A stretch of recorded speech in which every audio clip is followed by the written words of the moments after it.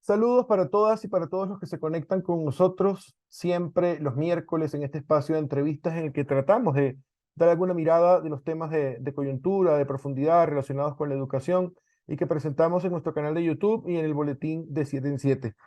Este día queremos compartir con Lucila Cerrillo. Ella es la coordinadora del Eje de Educación Popular de la Federación Internacional de Fe y Alegría, es educadora y se conecta con nosotros desde Nicaragua. Lucila, hoy te convocamos por el Día del Educador y la Educadora. Es una celebración que tiene Naciones Unidas desde el año 1994 y exactamente es el día 5 de octubre. Así que se nos ocurre una conversación hoy en torno a los educadores, las educadoras y la educación popular. ¿Cómo estás, Lucila? Hola, mucho gusto, saludos a vos y a toda la familia de Fe y Alegría. Pues aquí estamos haciendo esta parada reflexiva en esta semana y en este Día Mundial de la Docencia. Lucila, quizás comenzar por lo que ha hecho Fe y Alegría ordinariamente en los últimos años, y cuando digo en los últimos años, en los últimos más de 50 años. Mirar a los educadores y a las educadoras en relación a los procesos de transformación social, en los procesos educativos como autores, como actores principales del proceso. Desde la perspectiva de la educación popular, ¿qué tan importante es el docente, la docente hoy día?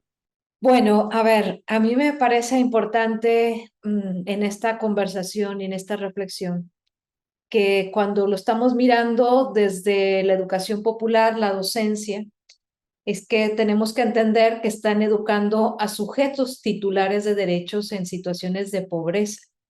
Y esto implica distintas comprensiones. Por ejemplo, pensar que, pues en realidad son los estados los que garantizan la educación como una educación, como un derecho y un bien público para la sociedad. Y también pensar que son los estados los que invierten en formación inicial y formación para el desarrollo profesional. Pero, sin embargo, el educador, la educadora, es quien tiene el alto nivel de conciencia, de vocación y de compromiso para trabajar en los lugares de mayor marginación. Reconocer que educa a sujetos titulares de derechos. Yo creo que en ese sentido, la comprensión de Fe y Alegría es que la educación tiene que apuntar a la transformación social de esas realidades en las cuales están viviendo estos sujetos de derecho. Y esto implica que la comprensión del educador y de la educadora no inicia y no termina en la transmisión de conocimientos disciplinares. Implica, primero, un reconocimiento del estudiantado como el colectivo de ciudadanos con derechos.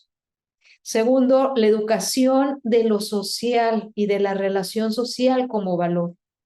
Y tercero, la educación desde y con las comunidades en las que viven, en las que crecen y en las que se desarrollan. Entonces, estamos hablando que para Fe y Alegría, el educador y la educadora es de es de un valor incalculable, porque son ellos, son ellas los que están ahí hablando de educación formal, están ahí 5 o 6 horas todos los días con estudiantes desde primera infancia hasta noveno grado, y otros estarán pues menos horas, pero no puedes entender la educación si no pones el valor en el educador y la educadora que educa. Y este educador y educadora, en realidad, desde Fe y Alegría, es ese enfoque de que no es alguien solamente vinculado a la transmisión de conocimientos disciplinares, sino es este educador que educa lo social y que es consciente de que está educando a niños, niñas, chicos y chicas que son ya, de hecho, son ciudadanos y que son titulares de derechos. Entonces, esto le da una connotación distinta, y para ellos y por lo que ha sido este movimiento durante tantos años, estamos hablando de educadores y educadoras que han mantenido más de 60 años este compromiso sistemático, y por eso es un milagro Fe y Alegría, porque hay muchas voces, pero esta voz de los educadores y las educadoras en ese día a día es, es de un valor incalculable, definitivamente.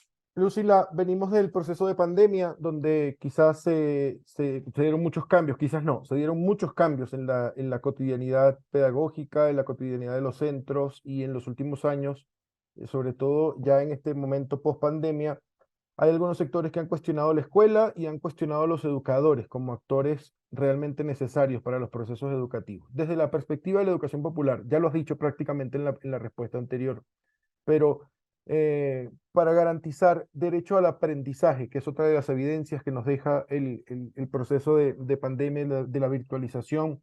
Hay datos que dicen que en América Latina, 7 de cada 10 niños que ya deberían saber leer y escribir todavía no saben. Y una de las causas de esa pérdida de aprendizaje pudo haber sido la pandemia, pero no todo el proceso de separación de las escuelas. Relación docentes, aprendizaje, escuela.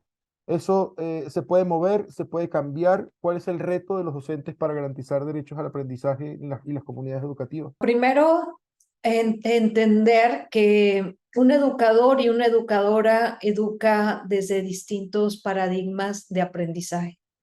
A veces hablamos de manera general del aprendizaje, pero depende del enfoque que tenés de aprendizaje, vas a poner eh, tu manera de planificar, de desarrollar las actividades, tu manera de evaluar, ¿no? Con ese foco que tenés. O sea, no es un tema como pensar que el aprendizaje es algo genérico en el sentido de que todos estamos pensando lo mismo sobre aprendizaje. Y aquí, en este sentido, estamos hablando del aprendizaje de la población que vive en estas situaciones de mayor exclusión y marginación de las sociedades. O sea, ¿quién aprende? ¿Qué aprende? ¿Desde dónde aprende? ¿Cómo aprende? Entonces, el docente y la docente que está trabajando ahí, lo primero es entender cuál es el enfoque de aprendizaje. Y en este sentido, no estamos hablando de un enfoque o de un paradigma donde solamente el docente es el que tiene la primera y última palabra, el docente que es solo un erudito en el conocimiento disciplinar, o el docente donde solamente le interesa que haya respuestas frente a estímulos, ¿no? O un enfoque que si bien para nosotros es muy valioso, un enfoque constructivista, pero no puede pensar el docente solamente en el estudiante de manera personalizada, porque estamos hablando de educadores y educadoras que trabajan con más de 30 estudiantes y que trabaja 5 o 6 asignaturas al día. Entonces, no puedes estar hablando de una educación personalizada porque estás hablando de este grupo y que está además en condiciones de calor, está en condiciones a veces a la intemperie, está en condiciones totalmente adversas. Entonces, lo que yo explicaba hace rato de cómo el educador y la educadora, esa conciencia, esa vocación, ese compromiso que tiene por esta población, lo hace pensar desde el territorio, desde el lugar, cómo hacer la mejor manera para que aprendan los chicos y las chicas. Y yo creo que una de las primeras cosas que en Fe y Alegría se pone el énfasis es la relación, aprender a relacionarse entre unos y entre otros, porque es desde la relación en el trabajo colaborativo, cooperativo, donde vas a aprender. Y es donde tenés que, a final de cuentas, enseñas al niño y a la niña que es junto con el otro que vamos a hacer esa transformación social y es junto con el otro donde vamos a aprender. Y es desde ahí donde se preparan guías, donde se planifica de una manera distinta, donde se evalúa no solamente un tema de si supo dar respuesta acertada o no, sino una serie de valores. Entonces, es ahí donde realmente el educador y la educadora se van recreando para garantizar ese aprendizaje en los chicos y las chicas, que es realmente un proceso muy adverso. Hablamos de la pandemia, pero se nos olvida que la pandemia puso en evidencia las situaciones de esta exclusión y marginación de la educación. Entonces, quienes están dando realmente respuesta y a los que le tenemos que rendir el homenaje, con todo y que tengan aciertos y desaciertos, pero les tenemos que rendir ese homenaje, es al educador y a la educadora que está ahí en el aula. Estamos conversando con Lucila Cerrillo. Lucila es la coordinadora del eje de educación popular de la Federación Internacional de Fe y Alegría. Lucila, hace poco tuvimos un diálogo, una presentación del profesor Fernando Reimers a los equipos de Fe y Alegría. Y él hablaba de algo interesante que tiene que ver con la innovación y la relevancia de la innovación educativa y daba algunas pistas desde Fe y Alegría. La UNESCO plantea este año la celebración leyendo los documentos de UNESCO, UNESCO dice, bueno, hay que buscar a los nuevos docentes porque hay escasez de docentes y hay que formar docentes para los procesos educativos que realmente queremos. Desde Fe y Alegría y quisiera cerrar con eso esta entrevista. Los retos en temas de innovación, después de ese diálogo con el profe Reimers, con los diálogos que se han dado dentro de las iniciativas federativas, dentro de lo que te llega de los países, de lo que están haciendo los países para afrontar los nuevos retos, ¿por dónde lo enmarcas el tema de la innovación educativa? Es muy importante y relevante decir que Fe y Alegría como movimiento, cuando nos hemos configurado como iniciativas, ha sido una manera para entender esta innovación de que no podemos dejar a un lado a un educador y a una educadora si no se va dando estos conocimientos y esta formación en los contenidos que van siendo relevantes para el movimiento. Me explico. Por ejemplo, estamos hablando de educación en ecología y en la interculturalidad. Entonces, se ha creado una iniciativa que está trabajando con 5 o 6 países y donde están poniendo el énfasis en cómo educar, cómo hacer la educación sobre la ecología, sobre el ambiente, sobre la casa común y poder facilitar al educador y a la educadora estos conocimientos a través de guías, de procesos. O estamos hablando de género, que siempre decimos la transversalización de género es importante en el aula, es importante en la escuela, pero resulta que esta formación necesita detalles muy finos, porque no vale la pena solamente decir transversalización de género, sino cómo educo, cómo realmente educo en mi plan de clase, en el clima en el aula, en el proceso pedagógico. Entonces, esta iniciativa ha generado una redacción con educadores y educadoras que han ido creando la colección de educación transformadora, guías con prácticas donde ellos van realmente trabajando desde el aula y desde el currículo operativo. O podemos hablar de toda la innovación en calidad, de innovación educativa con herramientas pedagógicas, todo el tema de distintas estrategias y metodologías para trabajar en el aula, para planificar, para generar aprendizajes. Y aquí estamos hablando, por ejemplo, de una iniciativa que lleva una cuarta cohorte del curso de innovación y educación que ha formado a más de 300, 400 educadores y educadoras en la población que llega a Fe y Alegría. O podemos estar hablando de la educación inclusiva. Y la educación inclusiva pone el énfasis de cómo innovarse desde maneras de entender de cómo hacer la planificación distinta y diversificada para los niños y las niñas que tienen alguna discapacidad funcional. O si estamos hablando de una iniciativa más vinculada con temas de juventudes. O sea, las juventudes en Fe y Alegría también están tocando todo el tema del aprendizaje.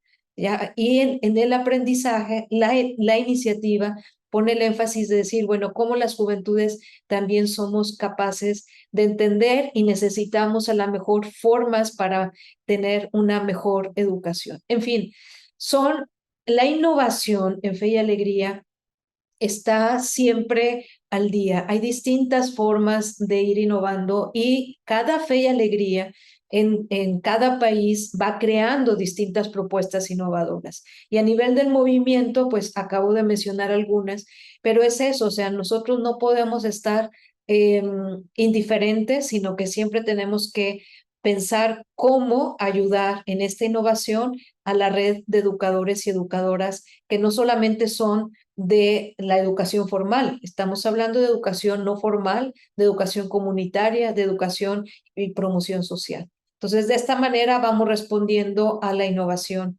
en Fe y Alegría. Lucila, te agradezco estos minutos, quizás pedirte un mensajito a los docentes, a las maestras, a los maestros que nos están viendo en todos los países en los que hace presencia Fe y Alegría. ¿Qué les decimos? Repito que yo lo que quiero decirles a cada uno y a cada una de ellas es primero un homenaje por lo que hacen en el día a día. En el día a día, la entrega, el compromiso, la conciencia, la preparación que tienen para estar ahí con un grupo de ciudadanos que están a su cargo, realmente es de homenaje, es de honor y de que el movimiento les agradece por todo lo que han hecho durante todas estas décadas para que el movimiento sea posible. Ahí donde ustedes están, sea en una escuela, en un centro educativo, en el barrio, en la comunidad. Agradecerle a cada educador y a cada educadora. Gracias, Lucila. Y a usted que siempre nos acompaña, que comparte esta entrevista, que la distribuye en sus colegios, que la envía a sus compañeros, muchísimas gracias. Nos encontramos en la Gracias. próxima. Hasta luego.